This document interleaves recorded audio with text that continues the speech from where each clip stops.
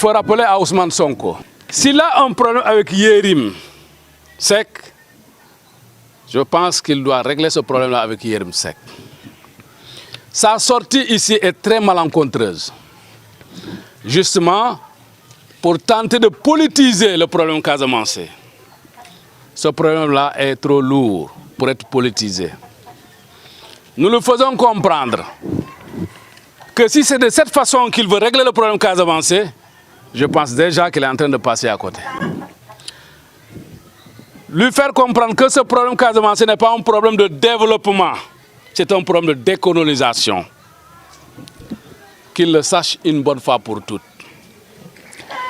Si c'est grâce à ces 62 milliards qu'il va venir berner les Casamançais pour dire qu'il y a développement et que ces gens-là vont cesser, n'est-ce pas, leurs convictions-là, ils se trompent lourdement. Vous savez, ce genre de conflit finit toujours par une table de négociation. Même la guerre de 100 ans, on a fini par régler ce problème-là par une table de négociation. Et si ces gens-là pensent que, j'ai entendu dire, il y a un problème entre eux et le général Kandé, qu'on a affecté ailleurs, et que ce dernier, n'est-ce pas, a balayé toute la Casamance. Cela veut dire pour eux qu'il n'y a plus nécessité, n'est-ce pas, de négocier ou d'avoir des pourparlers avec les Casamançais. D'accord? Maintenant, voyons voir comment lui va s'en prendre, n'est-ce pas, pour régler ce problème-là. Parce que tous ses prédécesseurs ont tenté chacun à sa manière. Ah, le premier, lui, s'est enfui. Parce qu'il ne pouvait pas. Il est parti et a laissé un de ses fils, en l'occurrence M. Diouf. Ce dernier, lui, n'y est pas venu de main morte. Parce qu'il a chargé l'armée à tirer sur tout ce qui bouge. Finalement, il est venu ici à Ziguinchor pour demander pardon. Dire à Casamance du Bonken. Nous sommes venus avec Abdoulaye Wade. Dans 100 jours, je vais régler ce problème-là.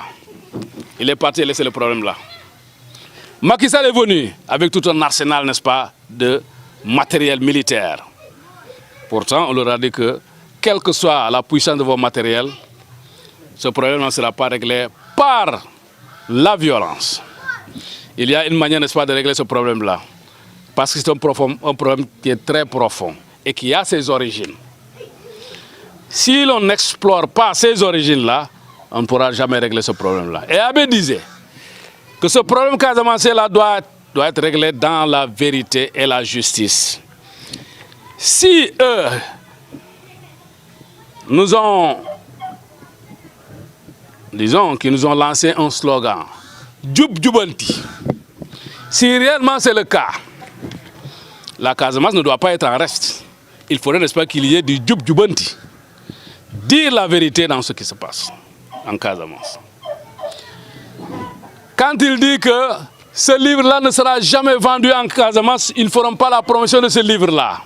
Qu'est-ce qu'il cache, lui, en tant que fils Casamance? Que les Casamancés ne puissent pas connaître leur histoire. Ils se trompent. Les gens connaissent déjà leur histoire. Ils se trompent. Les archives dont il fait allusion, ce sont les Sénégalais eux-mêmes qui ont brûlé les archives casamancaises ici. Les archives de Carabane, d'Oussoui, de Ziguinchor jusqu'à Kolda ont été brûlées par ces Sénégalais-là. Pour étouffer ce problème-là, pour ne pas que les gens connaissent ce problème. D'ailleurs, ou dans nos écoles, ceux qui ont fait les bancs, qui a appris l'histoire de la Casamance par les écoles, sur les bancs? Cette histoire-là a été ensevelie, enterrée depuis 1962. Et les témoins de l'histoire de cette époque, eux-mêmes, d'après leur dire, qu'ils ont essayé de tout faire pour essayer d'intégrer la Casamance dans le Sénégal.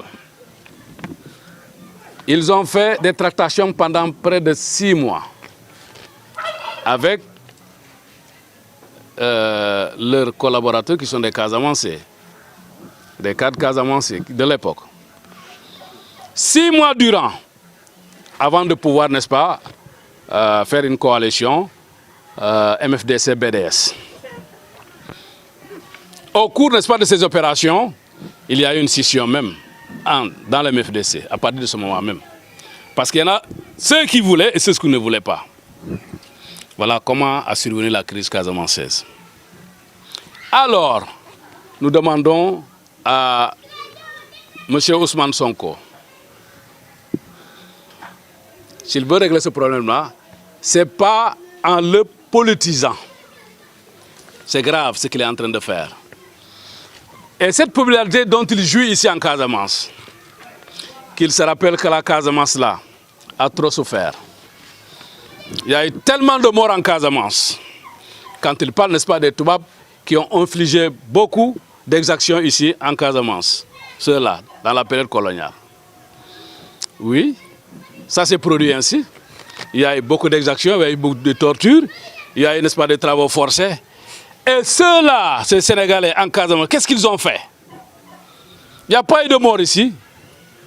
Au point même qu'on a même qualifié un certain général de boucher ici en Casamance.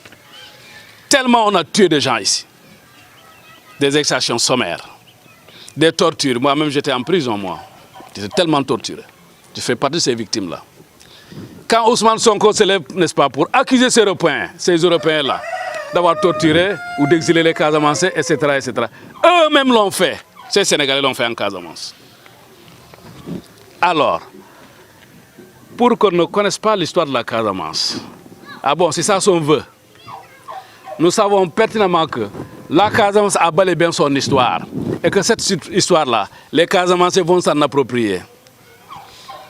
Abbé nous a dit qu'un jour, la vérité éclatera. Et voilà comment est-ce que la vérité est en train, n'est-ce pas, de surgir, pas à pas. Quand les Casamancés seront tous édifiés, nous verrons où est-ce que nous allons. Qu'ils viennent développer, de toute façon.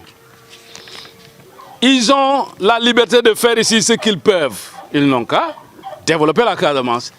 Ce n'est pas ce qui va nous retenir, n'est-ce pas, dans le sens, n'est-ce pas, d'aller à l'indépendance. Non. Ça, c'est une revendication qui est innée. La Casamance a droit à aller à l'indépendance. C'est un droit inaliénable, un droit imprescriptible. Que tout le monde le sache. Maintenant, vouloir régler le problème là à leur manière, ils n'ont qu'à le faire. Sans inviter les MFDC, ils n'ont qu'à le faire. J'entends par là qu'il dit qu'il va se concerter avec Diomaye pour aller, n'est-ce pas, voir peut-être les combattants ou autres, ou certains dignitaires casamancés. Oui, nous l'attendons de toute façon. Il entendra effectivement, évidemment, l'opinion des Casamancés. Donc, si nous poursuivons,